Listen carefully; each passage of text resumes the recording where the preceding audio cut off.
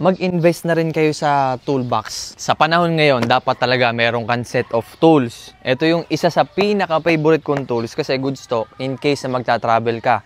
May 4 wheels ka, lightweight lang siya kasi isang gento lang. Hindi katulad ng iba natin toolbox na malaki talaga.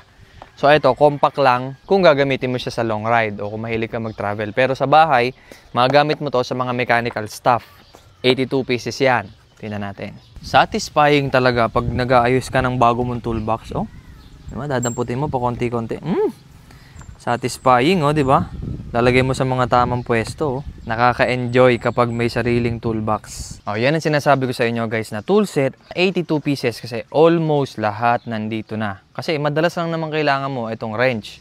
Kadalasan dyan, 8 hanggang 17. Ayan, oh, 8, 10, 11, 12, 13, 14, 17, yung 19 and 22, bihira mo gagamitin yan. Pero magagamit mo pa rin. Pero the good thing is, meron na yan kasama. 1/2 inch na extension kasi meron tayong 1/2 inch na driver. Ratchet yan.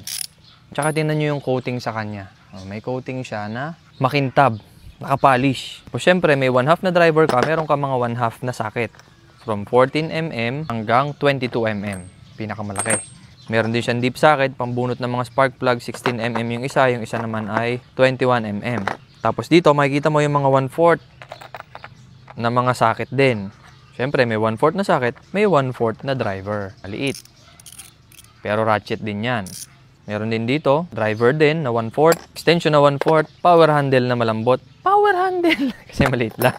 Ito, bumabalok-baluktot na adapter din, connector, extension, kayo na bahala. Power handle na 1/2. So swivel yan. 1/4 na extension na mahaba. Tapos syempre yung mga special natin na bala. Ito, magagamit natin yan. Gamit ito o kaya naman itong 1/4 na ratchet na driver. Ayan. Ang dami niya. Mga flat screw, mga flower type, mga special na Philip, ganyan. No? Hindi ko alam ang tawag dyan. Pero ayan, mga hexagonal na bala, magagamit mo yan. Diba? Tapos dito naman sa kabilang side, gagamitin mo naman dyan na pinakang adapter ay ito. Dito mo yan ibabala. Halimbawa, ganito. Ibabala mo yan dito. Tapos gagamitin mo itong 1/2 na ratchet. See? Diba? Ang dami mong paggagamitan kasi lahat sa kanila interchangeable. Yung mga extension tsaka itong mga socket na converter, pwede mong gamitin. Tapos ito pa, yung may universal joint.